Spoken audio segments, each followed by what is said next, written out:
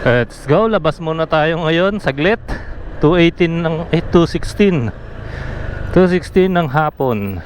Sobrang init na ngayon. Yung mga nakaraang araw na malamig, ngayon mainit na, tindi ng init, sakit sa balat. Lalabas lang muna ako at ako'y may dadalhing mga sando diyan lang sa kabilang kabilang Ibayo. Kabilang Ibayo. Dito lang din, Bacoor lang din. Kaya mabilisan lang. Quickie ride. Let's go.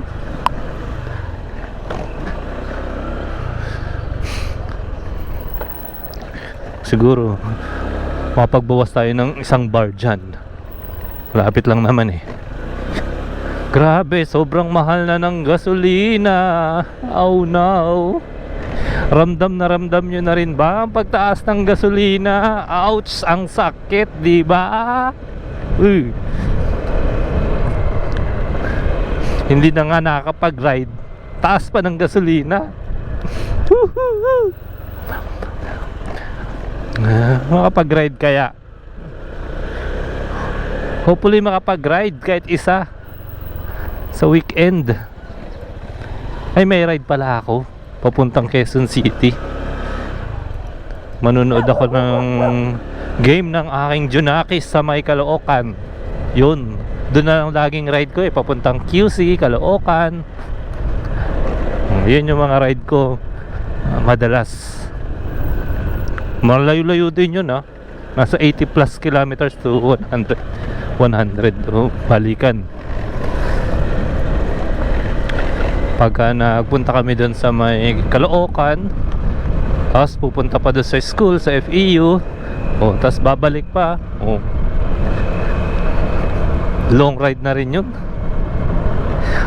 Hindi, sana makapag-ride ulit yung mga pinapasyalan ko katulad dati. May mga nature trip. Yan, yung mga magagandang lugar dito sa Pilipinas, kahit dito sa lang banda, bandang ba kami, South, bandang South, Cavite, kahit Tagaytay, di na ako nakapag-ride. Matagal-tagal na rin Subukan kong umikot pagka medyo maluwag-luwag yung aking schedule, mahaba-haba ang aking pwedeng i-ride, mga siguro kahit isang araw or half day siguro kakayanin yun. Parang gusto kong magpunta sa may Simbahang Bato. Yan, Batangas yun, di ba? Laurel. Hindi ko pa napuntahan yun hanggang ngayon. Dati ko pa iniisip, nasa isip lang. Hindi ko pa nadodrawingan. Hindi ko pa nakukulayan pala yung drawing ko. Sarili ko na nga lang, hindi ko pa makulayan. Di ba? Ang busy kasi ng peg. Kaya ngayon, dito lang tayo sa malapitan. Kasi mamaya, magsusundo rin ako ng aking maliit. Kaya hindi ako makalayo-layo. Obligado tayong magsundo sa ating mga Junakis. Yung maliit naman.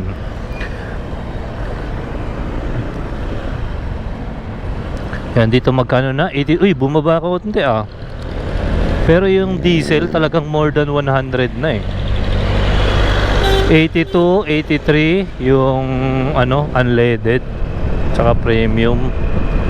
Okay pa kasi naman nakaraan 87 86, 87, but biglang bumaba na ngayon konti. Sana tuloy-tuloy. Bumalik ulit sa 50 plus dyan ang isa sa mga mababawang gasolinahan na nakita ko dito sa amin banda. Kung mapapadaan kayo sa Molino Road, dito lang sa may tapat ng Georgetown, makikita nyo yan, yung dalawang gasolinahan. Parehong mababa dyan sa dalawang yan. Etong Shell medyo malaki-laki ayun 112, 118, 93, 86. Ano na yung pag-update nila ng presyo, yung tawag nito, kartolina na, hindi na kasya doon sa yung may LED. Nagawa na sila ng kartolina para sa additional number. Dadaan tayo dito sa may tulay ng Bacoor, tulay ng Molino. Yes.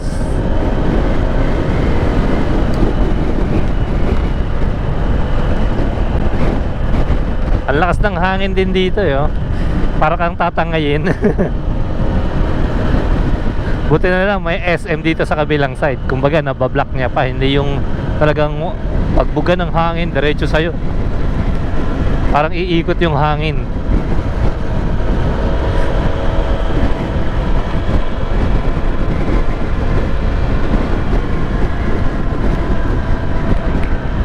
Dito na sa pagtapos ng tulay. Yan. Matraffic pa kaya ngayon? May mga pasok. Ay, may pasok pa pala. May mga pasok pa pala yung bagets dito sa ano, dito sa school dito. Ito yung madalas mga nagta-traffic kasi may eskwelahan din dito. Yan. Tanggal Kati ride. Yung mga maiksing ride, yan yung mga tanggal Kati ride. Mga breakfast ride, mabilisan. Yun ang gagawin ko sa susunod. Samahan nyo ako, ah. Magtanggal Kati ride tayo.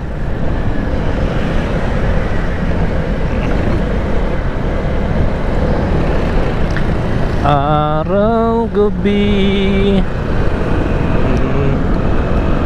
Yep. Tapos liliko na ako dyan sa may Pag-asa.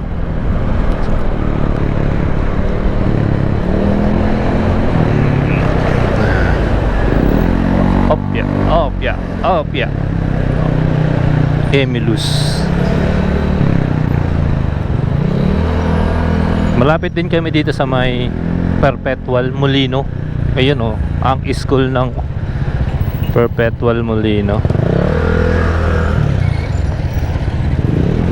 Magkakasunod yung school dito, kaya medyo matraffic talaga pagka may mga pasok. Statesfield, itong Perpetual. Yan, tapos meron pa doon sa susunod sa Pagliko.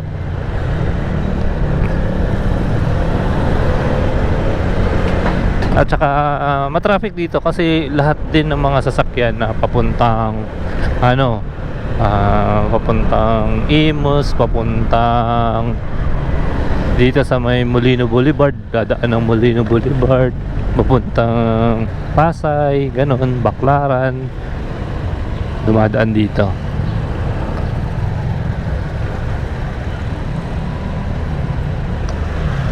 Ay, doon pala ako sa kabilang side, nakalimutan ko na.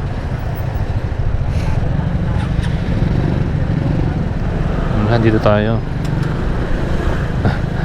Dito pala ako papasok sa kabilang side, nakalimutan ko. Ulianin na ako. Okay. Araw, gabi.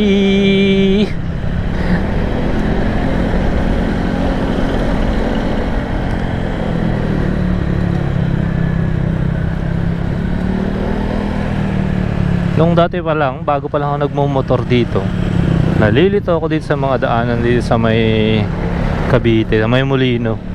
Ang daming mga lusutan, mga ganun. Hanggang sa nakabisado ko na rin, kakaride ng kakaride. Kakabiyahe ng kakabiyahe pala.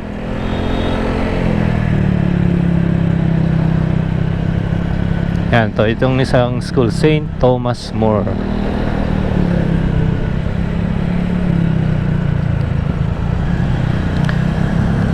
Sana naririnig pala yung audio ko, kasi naglolo ko tong aking GoPro. Ang dami niya ng sakit. Ano na siya, malapit na siyang ma-paralyze. Wala na siyang monitor, ayaw na gumana nung screen niya. Tapos yung audio niya minsan nagdi-disconnect. Salta ako ng salita, wala palang nare-record. Kaya minsan pagtingin ko sa video, walang audio. Eh di hindi ko rin nagamit. Sayang. Yan. Yan. Sisingit po muna ako. Mabilis lang. Yon. Thank you. Yeah.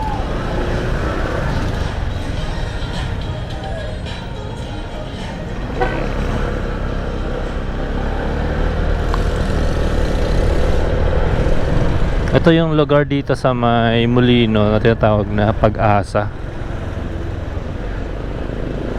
Ayan, maraming mga bahayan, maraming establishment na yun, daming mga subdivision na dito.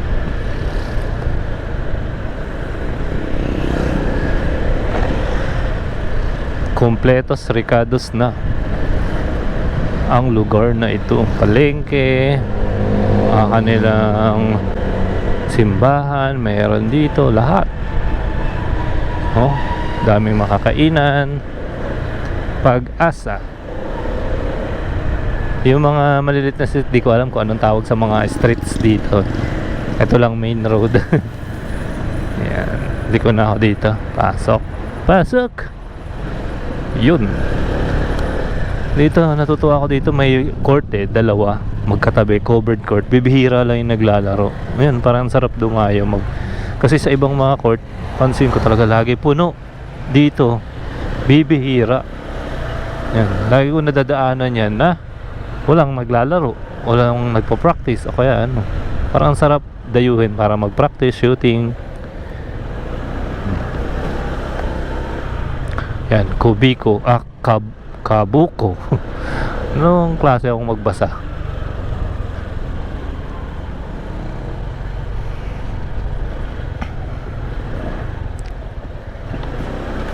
Ito naman yung kabilang court. Halos magkatabi lang, di ba? Bakante din yan. Lagi ring bakante. Dala ka lang ng bola. Oh, shooting na. Di ba?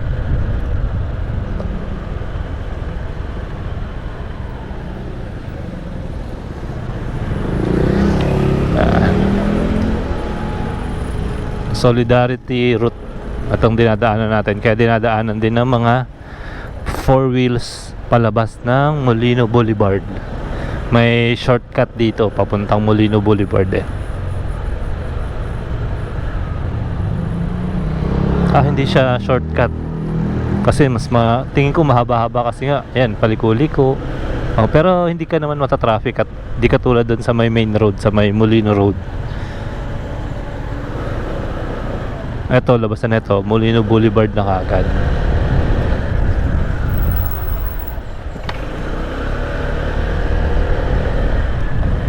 Susundan mo lang tong Solidarity route.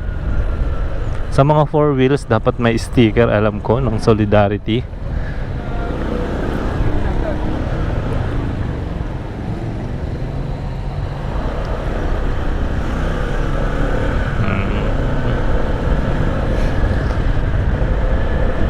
Yan, yung ikot-ikot natin na yun, paglabas din mamaya, ayan na, Molino Boulevard na. Pero hindi na ako doon dediretso kasi papasok na ako sa isang subdivision dito.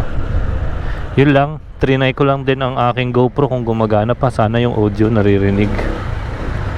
Kasi matagal ko na siyang hindi nagamit dahil nga nasira na. Nasira ang kanyang screen. Yung kanyang maliit na monitor. Tapos trinay kong gawin, kasi nabasa ito ng ulan nababad talaga sa ulan, nakalimutan kong tanggalin. Yun, buti gumagana pa yung recording, yung screen lang talagang ayaw. Kahit pinatuyo ko na, wala na, ayaw na bumalik.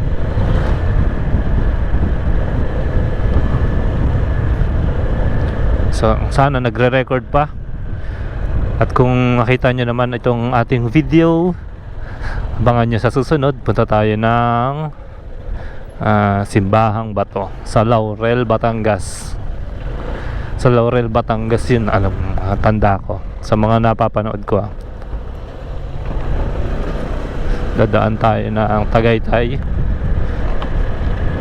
Yun, basta i-google map ko na lang, di ko kabisado